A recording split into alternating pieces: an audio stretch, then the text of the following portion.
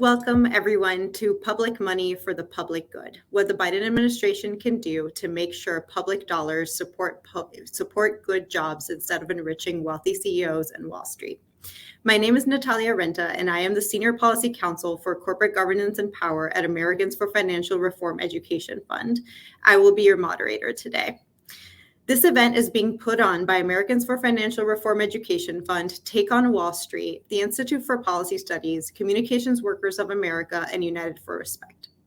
We decided to host this event because the next 2 years provide a critical opportunity to catalyze public investments to move us away from a Wall Street-driven economy and toward one that works for all of us. Congress recently passed 3 bills totaling over $1.9 trillion in public investment: the Infrastructure Investment and Jobs Act, the CHIPS and Science Act, and the Inflation Reduction Act. Meanwhile, a quarter of private sector workers are employed in companies that contract with the federal government. It's essential that this public money achieves public goals and is not siphoned off by Wall Street. We want to acknowledge that the Biden administration has already taken critical steps to ensure public funds further the public good, including requiring federal contractors to adopt a $15 minimum wage with increases tied to inflation, also requiring federal contractors to use project labor agreements for large construction projects, launching the Justice 40 initiative with the goal that 40% of the overall benefits of certain federal investments flow to disadvantaged communities, and leading the passage of the Infrastructure Investment and Jobs Act, the CHIPS and Science Act, and the Inflation Reduction Act. However, there is much more to do, which is the topic for today's discussion. Let me give you a roadmap. First, we will hear from Sarah Anderson, Global Economy Project Director and an Equality.org co-editor at the Institute for Policy Studies. She will level set for us about the state of extreme inequality in our economy, the reason for it, and why the changes our panelists will be discussing are so important for putting us on a better path. She will then introduce Congresswoman Pramila Jayapal, who we are thrilled will be giving a keynote address. After that, we'll have speakers discuss advocacy efforts in 3 broad categories, all related to the theme of public money for the public good. First, will be on the implementation of 3 large bills passed by the last Congress. The second will be on federal procurement and contracting reform. And the third will be on reforms related to state and local governments' use of federal funds. After we hear from these speakers, Jess Newman from United for Respect will provide us with an opportunity to take action in response to what we heard from the speakers. After that, we will close. We want to acknowledge that this event is not covering all the great work being done to achieve the goal of making public money work for the public good. Hopefully, it will be one of many opportunities to learn about different efforts and how we can work together to build momentum and achieve the changes we seek. Thank you all for being with us today. And without further ado, let's hear from Sarah Anderson, Global Economy Project Director and an Equality.org co-editor at the Institute for Policy Studies. Thank you, Natalia. Just a bit more background before I turn it over to Congresswoman Jayapal. So I think we can all agree that many levers of power will need to be pulled to transform a corporate model that right now enriches those at the top: CEOs, wealthy shareholders, and Wall Street on the backs of ordinary workers. So we need stronger unions. We need legislation to raise taxes on the rich and big corporations. We need regulations to rein in Wall Street. We need worker-centered capital strategies and so forth. The lever of power that we're going to be talking about today is the power of the public purse. The federal government typically spends well over $500 billion a year on contracts to corporations. And that's about to go way up because of the new legislation that will be funneling hundreds of billions of dollars more to companies for climate and other public works projects. This is our money, and right now it's going to many companies that are busting unions, overpaying their CEOs, and underpaying their workers. At the Institute for Policy Studies, we did a report last year looking at 74 federal contractors where median worker pay was $35,000 or less. And you know what we found when we looked at the average gap between CEO and median worker pay at these companies? The gap was 599 to 1. And these same firms spent $4.6 billion that year on stock buybacks, which will just make their CEOs and their investors even richer. So, as Natalia said, President Biden has taken some steps to use the power of the public purse to benefit workers, but he can do much more. And at a time of a divided Congress, the administration should be pulling every lever they have to shift corporate America in the right direction. I mean, think about it. If all of these taxpayer dollars go out the door and we wind up with more inequality instead of less, we will have missed a huge generational opportunity. So, what can we do about it? Well, we need strong pro worker advocates and organizers outside government to pressure the administration, and you're going to be hearing from some of the best of them today. And we need strong allies inside government. And we're so honored to have one of the most effective strategists and organizers on Capitol Hill with us here today, Progressive Caucus Chair Pramila Jayapal. Under her leadership, the CPC has stood up time and again for working families, delivering policy wins that have improved the lives of millions of people. And she's not afraid to stick her neck out. The CPC in the last Congress withheld its votes 14 times to push legislation in a more progressive direction. They've also worked with President Biden on some big executive action wins already that will advance economic and racial equity. Student debt cancellation, for example.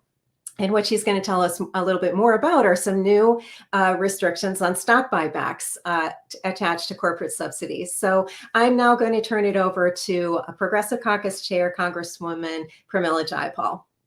Sarah, thank you so much for that wonderful introduction. Most of all, for the work that you and all of my dear friends at the Institute for Policy Studies do every day to help make the case and build the movement for the kinds of changes that you're talking about. Natalia, I also want to thank you and everyone at Americans for Financial Reform, as well as CWA, Take on Wall Street, and United for Respect for bringing us all together today. It is such a crucial discussion at such a pivotal moment for our economy. And I love the title of the event, Public Money for the Public Good. It feels like a very basic concept, right? That our public tax dollars should be supporting good jobs and a strong economy that works for everyone, not just CEOs and Wall Street executives. And really, that was the motivation behind so many of our pushes when we were withholding our votes to make sure that the tens of billions of dollars that we are spending from the government are actually achieving the kind of equality and justice that we intend it to achieve. So I want to take you back to about a half a year ago, and it was the dog days of summer at the nation's capital, with the smallest margins in history and coming out of the worst economic crisis since the Depression, not to mention the nationwide tumult that was fueled by Donald Trump's presidency. Democrats had defied the odds to achieve substantial victories. A bold, visionary American Rescue Plan that expanded the child tax credit to cut child poverty in half nationwide. An infrastructure bill that will deliver millions of good union jobs and prevailing wage protections, fix our bridges and roads, get lead out of our water pipes, protect our environment, and tackle legacy pollution. And in that moment, we were keeping the fight alive on a transformative proposal that would soon evolve into the Inflation Reduction Act.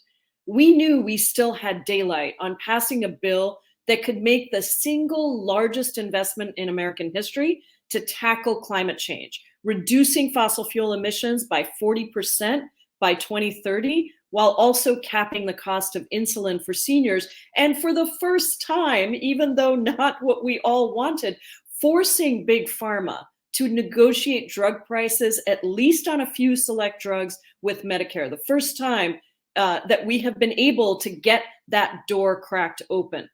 All paid for, by the way, with taxes on the wealthiest corporations and individuals.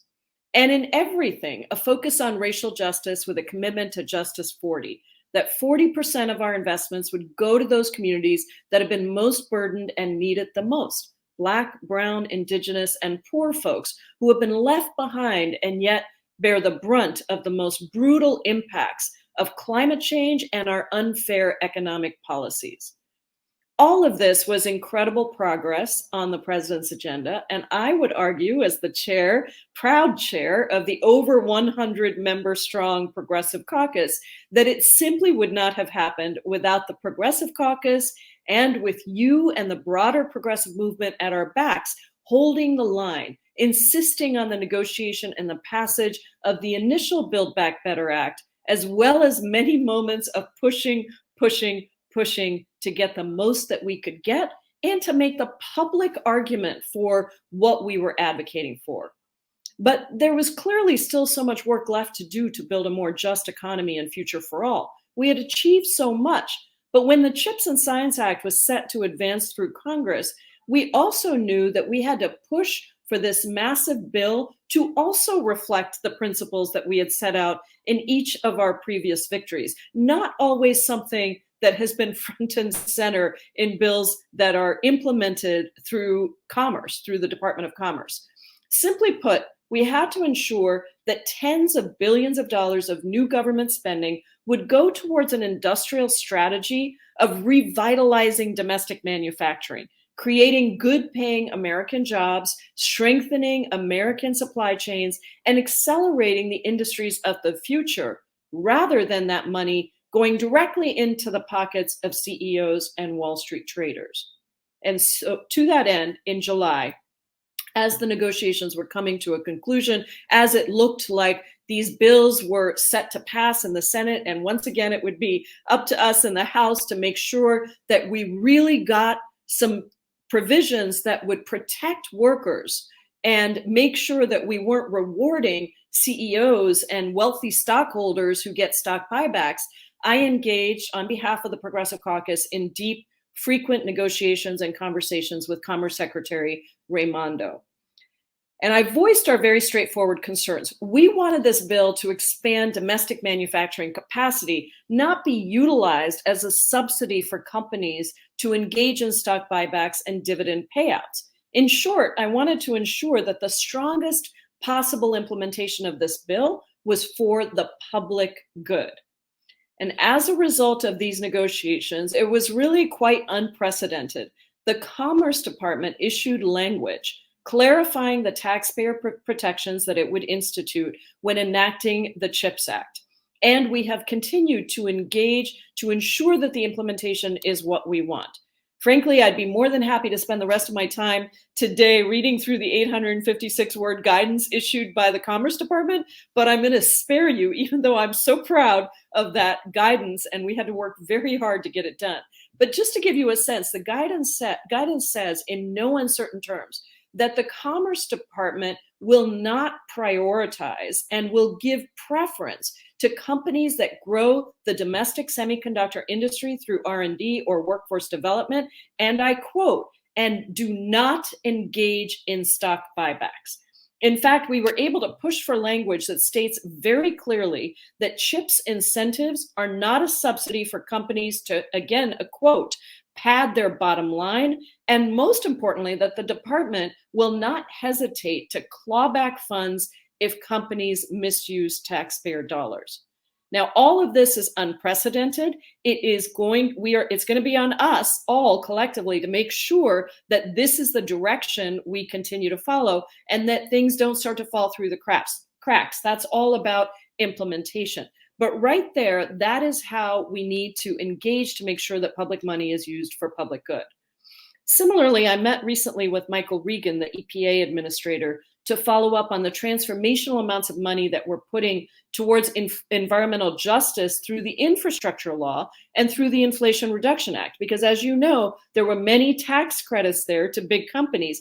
But how do we make sure that we fundamentally change how government implements these programs so that we build new channels of access and actual reception of these funds for our communities to be able to use those essential government funds? And our work with the administration on executive actions to ensure that we have the strongest regulations to rein in greedy corporations who continue to prioritize profits over people, who amass concentration in market power that hurts small businesses and consumers, and who just continue their anti-union efforts. We have done so much together, both behind the scenes, sometimes with very few people knowing, and sometimes out in front as a movement, organizing and pushing hard publicly to ensure that we get more funding for the NLRB for enforcement, that the FTC and the CFPB are led by people who understand why we have to make sure we go after big corporations that violate these basic values of public money for public good.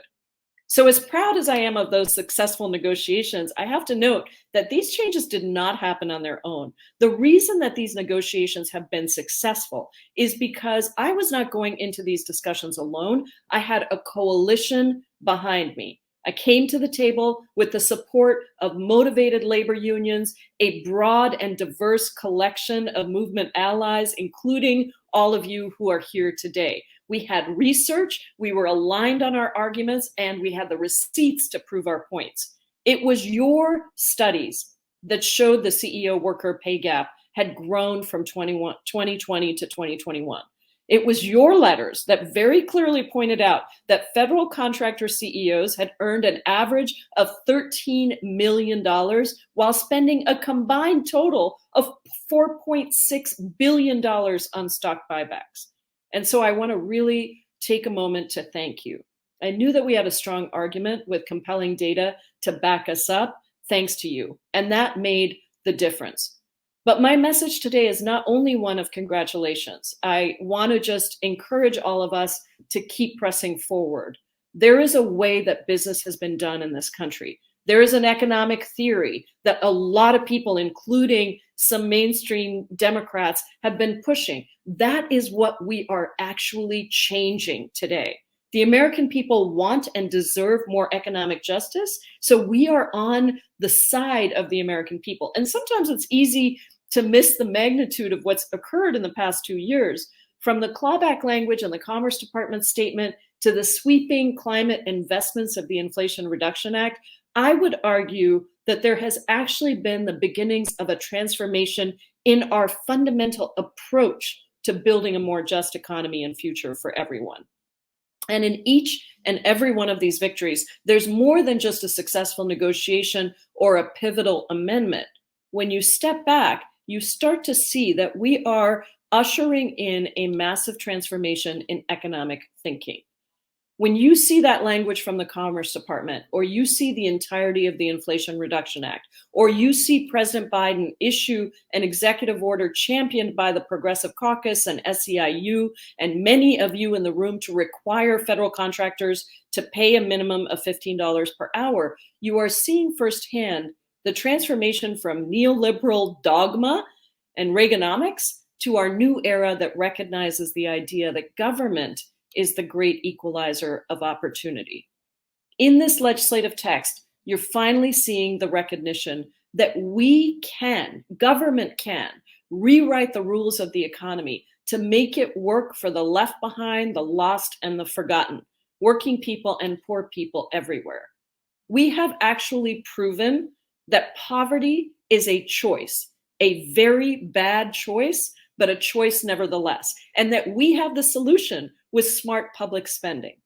We have demonstrated that smart industrial policy can confront the climate crisis and lift up poor and working people.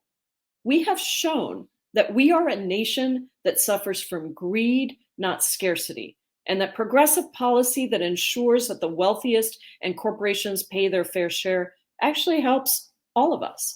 And we've shed a light on how important it is to repair historic systemic harms with initiatives that direct federal spending to disadvantaged and marginalized communities. That is a tectonic shift. And it's because Democrats embraced a bold progressive agenda that recognizes that every person in every place matters. Every person, every place. That's who we're working for, and that's our mission. Now, the next 2 years are going to be tough with extreme MAGA Republicans in control of the House, and they've already shown us what chaos they'll bring. And they started on their extremist agenda with a ludicrous tax bill that would levy a regressive 30% national sales tax on poor and working people across this country. I come from a state that does not have an income tax and has the most regressive tax system with a sales tax system in the country. So I know how bad this is for poor people and working people and for inequality. So you better believe that we're going to be a strong opposition party, fighting the Republican attempts to hold the economy hostage, to bring further riches to their wealthy donors, fighting their xenophobia and racism and hatred in all of its forms. But I also believe that we can't just be an opposition party. We are also going to have to be a proposition party. We have to keep pressing forward and advancing this shift from the politics of the old to our economic vision for the future. That means building on our victory in the CHIPS Act and instituting similar rules for government subsidies in all corners of the economy. It means pushing for more pro-worker executive actions that hold federal contractors accountable to the people. And it means finding every last opportunity to pass any bipartisan legislation, like antitrust legislation, for example, when everyone least expects us to. I know we can do this because I know that all of us here are united in this fight. And together, I believe we will fight for every person in every place. This growing progressive movement is on the side of justice when we advance the new era of economic opportunity, always with the goal of lifting up poor and working people who have been ignored by Washington, D.C. for far too long. So I'm thrilled that you're doing this seminar today, this day of planning and building our movement for justice. And I'm grateful to be championing this alongside you in Congress. Thank you so much. Thank you so much, Congresswoman Jayapal, for those inspiring remarks and for your leadership on those issues. It's truly inspiring. Now we will hear from speakers who will discuss their efforts to shape the implementation of 3 bills passed during the last Congress, representing over $1.9 trillion in public investment. First, we will hear from Brittany Cuington, who is a fiber technician at AT&T and a member of the Communications Workers of America. She will focus on the implementation of the Infrastructure Investment and Jobs Act. Thank you, Natalia, and hello, everyone. My name is Brittany Cuington. I live in Dallas, Texas, where I have worked at AT&T for the past 7 years as a fiber technician. In my current role, I install and repair fiber optic services for residential and commercial properties in Dallas and the surrounding areas. While this work has its challenges, being a union member gives me a voice on the job and makes sure that I am equipped with everything I need to provide the best service on every assignment. I am a proud United States Air Force veteran, but prior to beginning my career at AT&T, I had little to no say over the decisions made for myself or my team. I knew that when I left the military, my next job would be a union job. As a union worker, I am paid a quality wage for education, training, and high-level skills that I bring to each job. Each day, we are assigned an average of 3 appointments and are allowed time necessary to follow all protocols and procedures to ensure that the installments are completed accurately and safely. However, more and more of my job has become cleaning up the messes of undertrained or untrained low-wage contractors. Many telecommunications companies across the industry are moving towards hiring more low-skill, low-wage contractors who often leave sites undone or in an unsafe way. Contractors are paid by the job, commonly offered no healthcare coverage, and receive no paid leave. Lack of benefits allows companies to cut costs towards paying contracted workers and relieves companies of the responsibility of providing quality services. They instead have the option to use those funds to buy back stocks to benefit their wealthy investors. The downside of this scheme is that union workers like myself are often called in to clean up the messes of the contractors. We are the ones who get the brunt of customers' frustration. We are left with double the work, and we are put at risk of injury or worse, death, if the contracted work has not been completed safely. Instead of focusing on ways to provide better services, many corporations are more concerned with padding profits. In the past, when companies have received federal funds for broadband deployment, they've repeatedly failed to deliver on the promises to union workers and to customers, and often outsource work to low-wage contractors. The same companies would like to continue to use both private and federal infrastructure funds to hire unqualified contractors at a larger scale, instead of investing those funds into paying highly skilled workers that already exist within the industry. As a proud member of CWA and a leader with our broadband brigade, my priority is to advocate for public investments to helping working families. Right now, we're working hard to ensure that states are using the funding from the bipartisan infrastructure bill to expand internet access to all and provide quality services by hiring skilled union workers. As funds from the investment bill passed by the Biden administration continue to roll out, states must now set firm labor standards that work in the interest of the public, not Wall Street. The Department of Commerce has taken a crucial first step in modeling what this should look like. Their guidance encourages broadband funding to be spent on projects that create good jobs for trained workers, jobs that are safe, pay a living wage, and ensure workers' right to join a union is respected by their employer. Now we need state and local governments to back this guidance by strengthening oversight agencies and setting labor standards with an intentional approach for providing quality jobs as defined by the Department of Commerce. This will ensure that as we build out infrastructure, we do so in a way that provides broadband access that is safe and reliable to all working families, regardless of their zip code. Broadband access is just one area, but setting robust standards for companies who are receiving government contracts or funding from this bill ensures that the public interest and needs are best served in every capacity. Thank you. Thank you, Brittany, for speaking to what is critical to prioritize in the implementation of the Infrastructure Investment and Jobs Act, and for all the amazing work you do to keep us all connected. Thank you. Next, we will hear from Zoe Littman, Deputy Director of the AFL-CIO Industrial Union Council, and she will discuss the implementation of the Inflation Reduction Act. Thanks so much, Natalia. It's great to be here underscoring the importance of ensuring that these transformative investments that have been passed over the last 2 years live up to their potential to deliver public benefits, including family supporting jobs. This point is very simple. We can't reverse inequality without more good and more better jobs. People often think of the Inflation Reduction Act as a landmark climate bill. But the investments in the bill also represent the first coordinated industrial policy, and certainly the only potentially worker and community-centered industrial policy in our lifetime.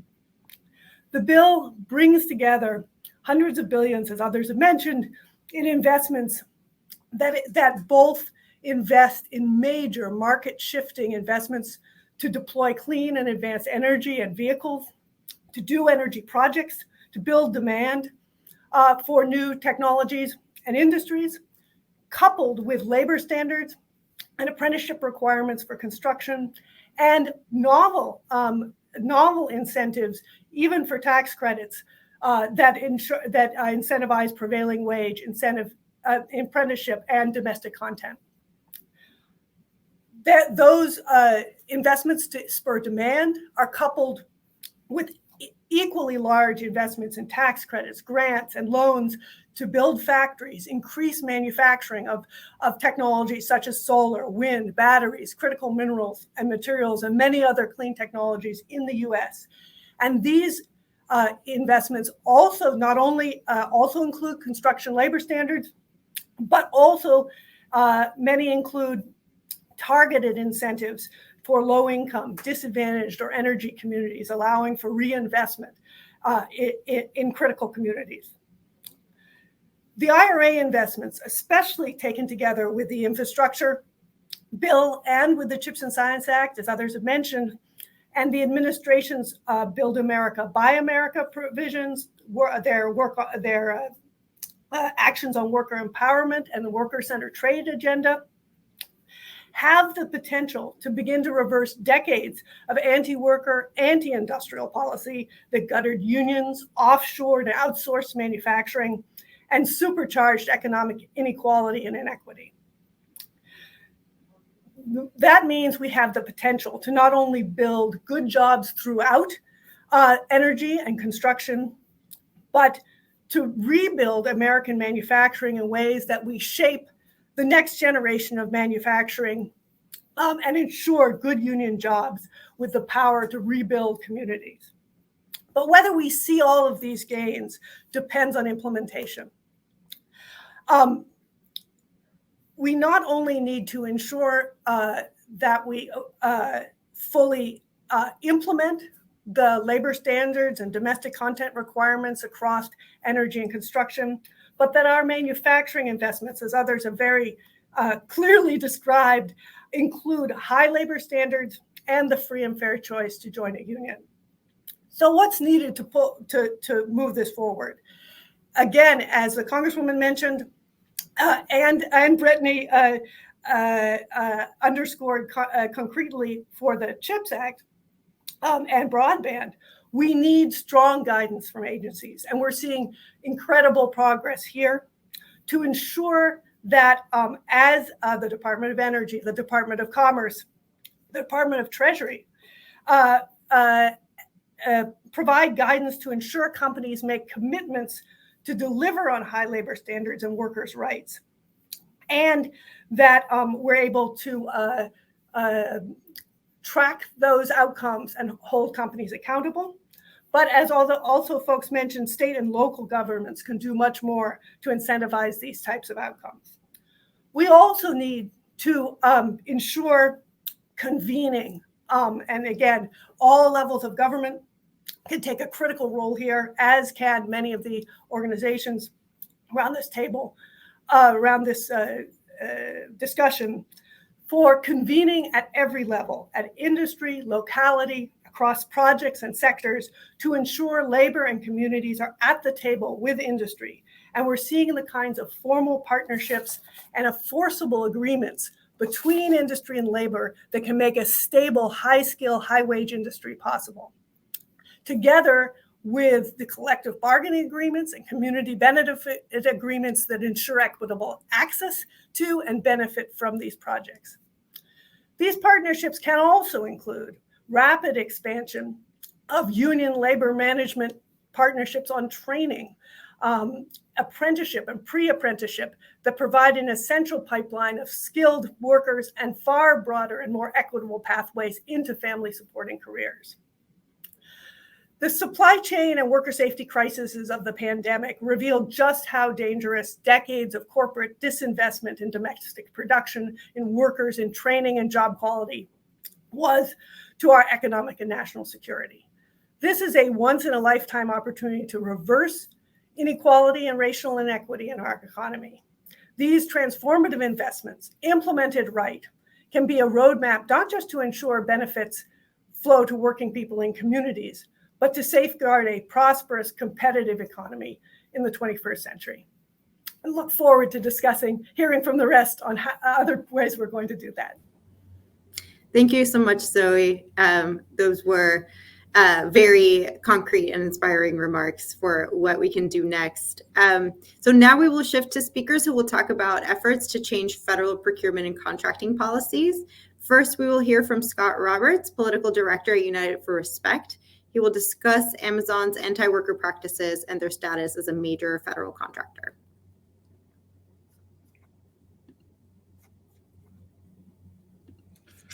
Hello, again, my name is Scott Roberts. I'm the Director of Policy and Politics at United for Respect, where we organize retail workers across the country at companies like Walmart, Wall Street-owned retailers like PetSmart, and at Amazon to demand and win better working conditions. We know that by changing working conditions at the country's largest private employers, we can improve conditions for workers everywhere. Today, I want to focus on our work to organize Amazon warehouse workers. As we all know, these are some of the most essential people working to keep our economy moving. Yet these are also workers who are underpaid, over-surveilled, and are working under some of the most dangerous conditions in their sector.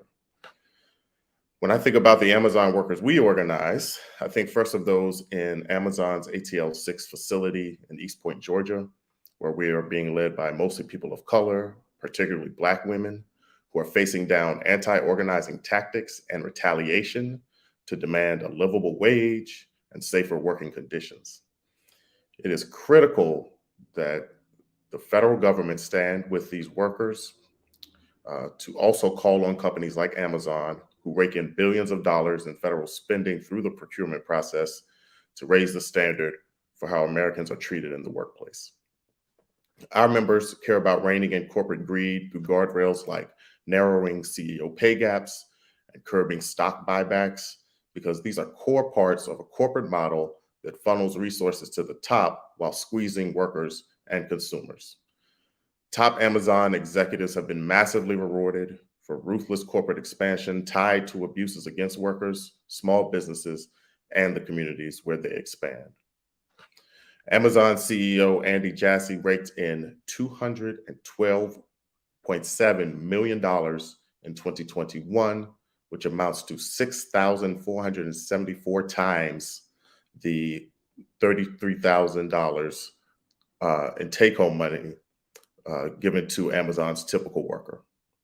A recent analysis by United for Respect and Good Jobs Clean Air New Jersey found that as Amazon increased its presence in New Jersey, and the number of workers in the delivery and warehousing industries rose dramatically from 2010 to 2020, inflation-adjusted wages in those industries simultaneously declined.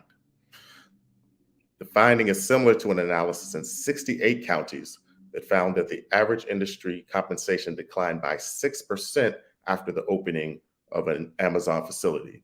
So not only is Amazon suppressing wages for its own workers, but its practices suppress wages for workers in its sector overall. Amazon's effect on declining industry wages and the fact that the company's median pay in 2020 was around $29,000 stands in stark contrast to its executive compensation.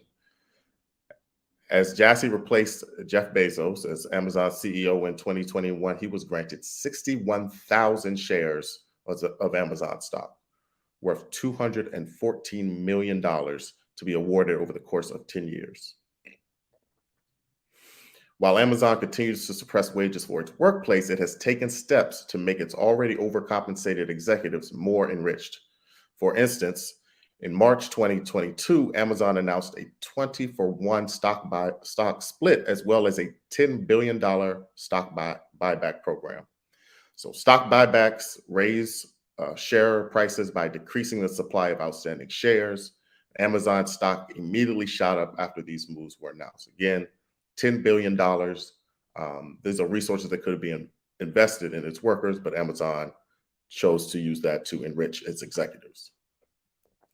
This outrageous level of CEO compensation is only possible through the company's exploitative and dangerous business practices. Workers are surveilled every minute of the day and penalized for even taking 1 minute off of their assigned tasks. This has resulted in Amazon boasting the highest injury rate in the industry, reporting double the number of injuries of the next company on the list, double the number of injuries. In fact, several government entities have taken action to push back on Amazon's abuse of the law in the past year. Last March, the state of Washington's Department of Labor and Industries found a direct connection between Amazon's workplace standards and their astronomical injury rate in their warehouses. They issued a citation of $60,000. Just a few weeks ago, after months of investigation, OSHA issued a citation against Amazon over its hazardous working conditions at 3 different warehouses, proposing a fine of over $60,000. In addition to concerns over Amazon's treatment of workers, a bipartisan group of members of Congress has recently sent a letter to the Department of Justice urging the agency to invest what they allege are Amazon's repeated attempts to obstruct inquiry into its anti-competitive selling practices and concerns over how the company handles consumer data. People don't think of Amazon as a big federal contractor, but in 2021, the NSA, the National Security Agency, awarded them a $10 billion contract for web services. Amazon provides cloud computing services to other federal agencies as well. So billions of dollars are flowing from the federal government to Amazon while it's suppressing wages for its workers. Through its executive authority, the Biden administration has a significant opportunity to incentivize Amazon and other corporations through its contracts to narrow their pay gaps, to rein in stock buybacks, and to respect worker rights, all while increasing the economy, efficiency, and effectiveness of federal procurement. This would help workers to get a fair reward for their labor and help ensure that taxpayers get a bigger bang for their buck from contract dollars. Instead of taking public dollars to subsidize its inhumane treatment of workers, we need to use every tool at our disposal, to ensure Amazon pays living wages, invests in its workers, and stops its aggressive, even potentially illegal responses to organizing efforts. Thank you. We look forward to working with you all to continue making our public dollars a tool for securing more dignified and rewarding workplaces for all. Thank you.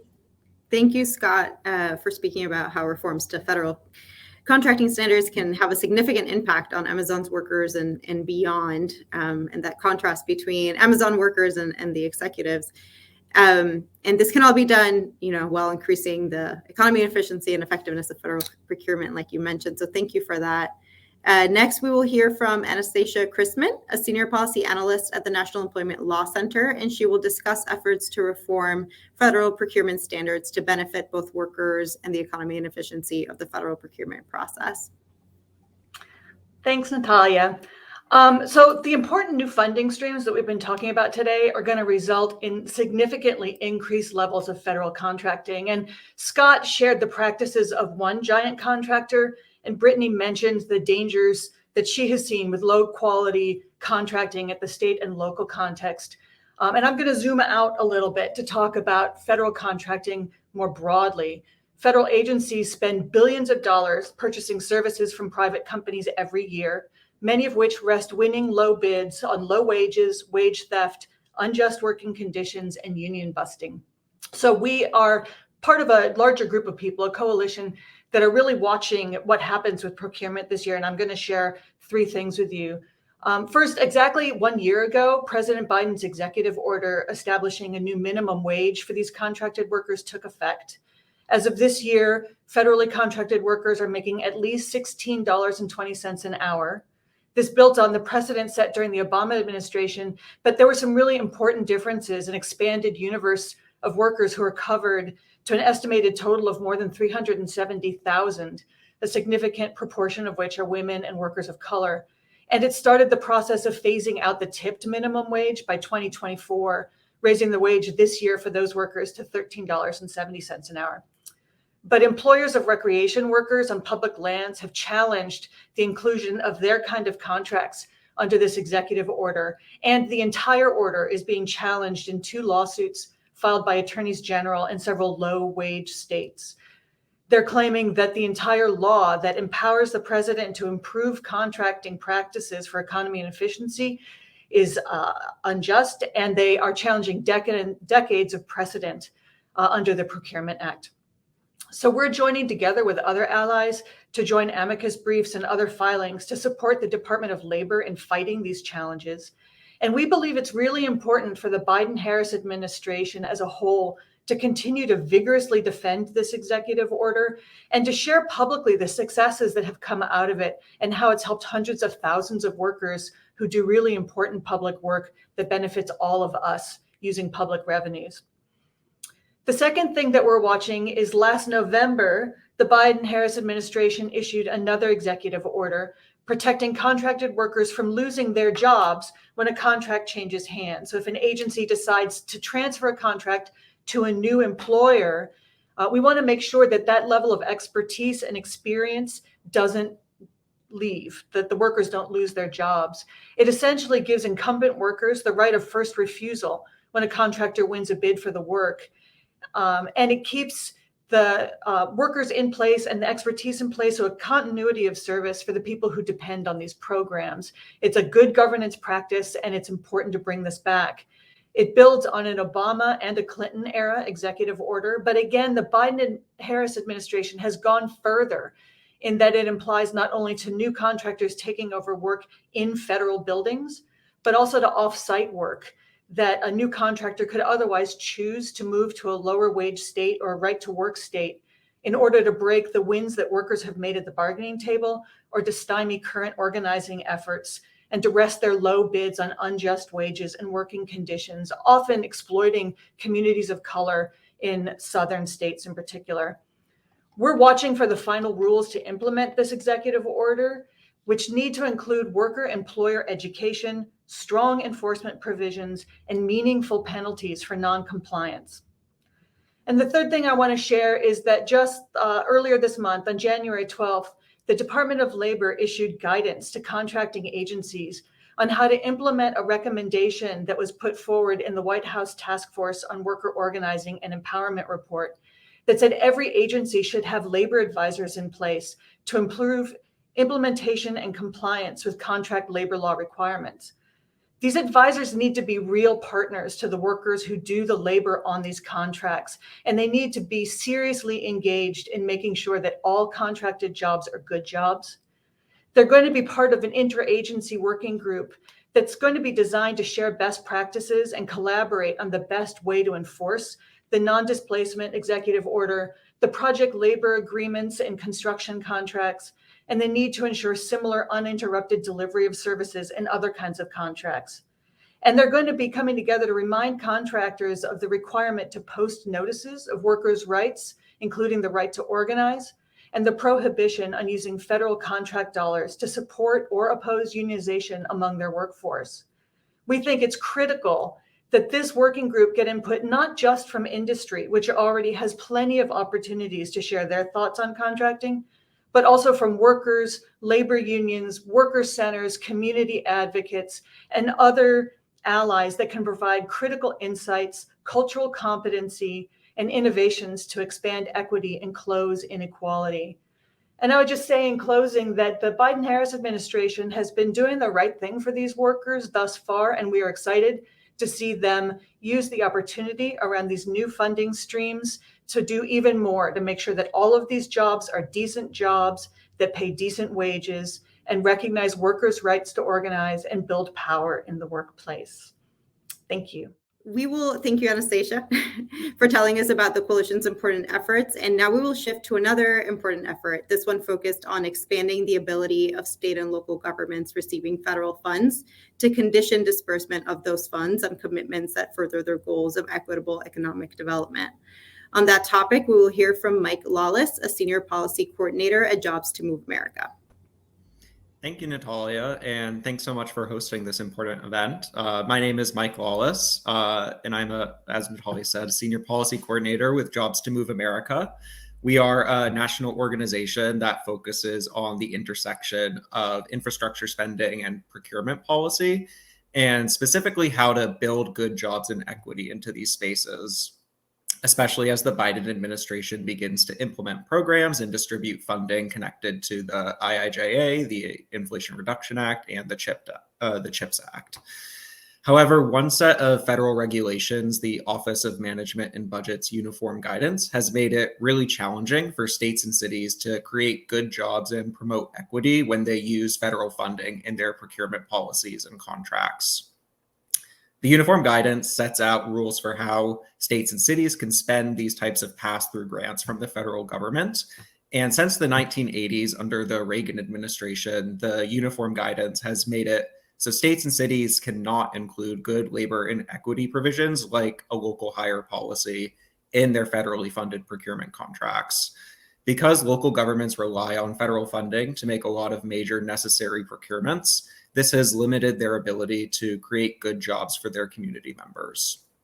Our organization, alongside a wide range of supporting partners in our Local Opportunities Coalition, has worked on a campaign over the last 2 years to encourage the Biden administration to take a look at this guidance, remove some of the outdated language that's still in there from the 80s, and add a few key provisions in to give states and cities more tools to create good jobs for their community members with the federal funding that they're receiving.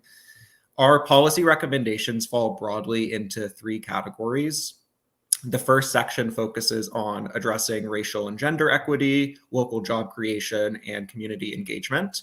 And some of our recommendations include removing the federal ban on local hiring that currently lives inside the uniform guidance, and giving permission for states and cities to do more forms of targeted hiring in their contracts and include project labor agreements in their procurement contracts. Our second set of policy recommendations is around the creation of high road US jobs.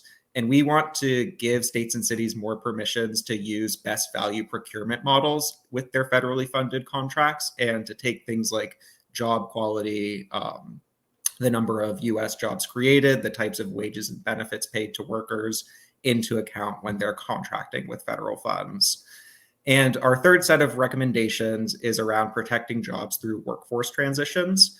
So we want to give states and cities more permissions and abilities to procure for training and the upskill of current workers and to perform things like workforce impact assessments when they procure for new technologies, like purchasing a large number of electric vehicles or electric school buses. In terms of next steps for our campaign and the work our coalition is going to be doing over the next year, we're going to be continuing to work with the Biden administration on a timeline for updating the uniform guidance. They have continued to tell us and make a lot of good indications that they want to update these regulations, and they're going to be announcing their plans for doing that soon. And we anticipate an opportunity in the near future for the public to submit comments in support of these updates.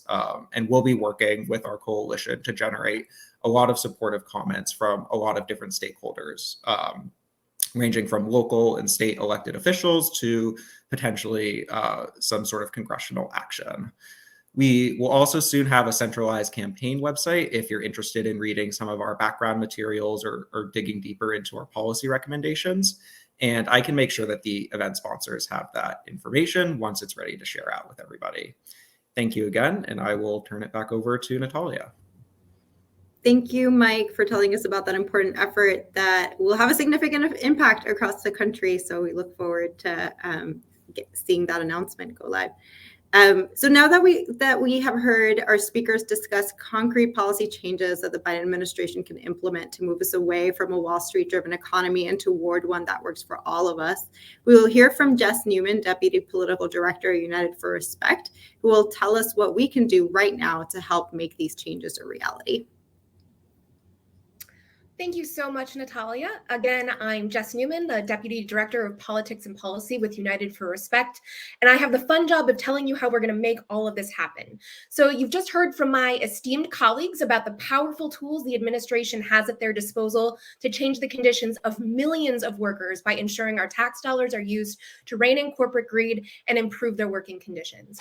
So how do we make this happen? Well, we need to show a groundswell of support for these actions. We need to get as many people as possible to show President Biden that there is broad and enthusiastic public support for his administration to use every tool in the executive action toolbox to incentivize business practices that will shift our economy towards greater equity and sustainability. At the bottom of the screen, shortly, you should see scrolling a link to a petition, bit.ly/public good petition. That is bit.ly/public good petition. Already over 1,000 people have signed their name to let the president know that we need our tax dollars to go toward building economic prosperity for all of us, not just the wealthy few. Again, these next 2 years are going to be critical for determining whether our public investments and the economy as a whole will be leveraged for the public good or co-opted to line the pockets of overpaid Wall Street and corporate executives. So spread this link far and wide and let the president know that working people across the country strongly support using this power to protect workers and rein in corporate greed by making sure our tax dollars go to companies that treat workers fairly. Once again, that's bit.ly/public good petition. And we'll also be sharing this link out with everyone who signed up for the event. Thanks again, and now I'll send it back to Natalia to close us out. Thank you so much, Jess, for providing us with an opportunity to take action for an economy that works for all of us. So we want to reiterate the steps that we want the Biden administration to take. So when it comes to implementing those three big bills that Congress passed, that last Congress passed, we want to condition federal funds going to private businesses on bright line rules restricting stock buybacks and reining in excessive executive compensation, and ensure full and effective implementation of pro-worker commitments such as the creation of good family supporting jobs with workers' rights, training, and other advancement programs. On the federal contracting side, we want the federal government to give preferential treatment to companies with reasonable gaps between CEO and worker pay, establish bright line rules curbing the use of stock buybacks, require expanded paid family and sick leave policies and other pro-worker policies, and extend the administration's new project labor agreement requirement for construction projects to contractors that provide goods and other services. And lastly, for federal funds flowing to state and local governments, we want to revise existing regulations to aid states and localities receiving federal funds to condition disbursement of those funds on commitments that further their goals of equitable economic development, including by requiring project labor agreements, local hiring, and other measures that benefit workers, communities, and local economies instead of wealthy Wall Street and corporate executives. So on behalf of all of us at Americans for Financial Reform Education Fund, Take on Wall Street, the Institute for Policy Studies, Communications Workers of America, United for Respect, and all of our wonderful speakers, thank you for taking the time to be with us today. Be sure and go to youtube.com/@Americans for Financial Reform to rewatch anything you missed and to share this event with others. And look out for a follow-up email for more opportunities to get involved. Thank you, and I hope you have a good rest of your day.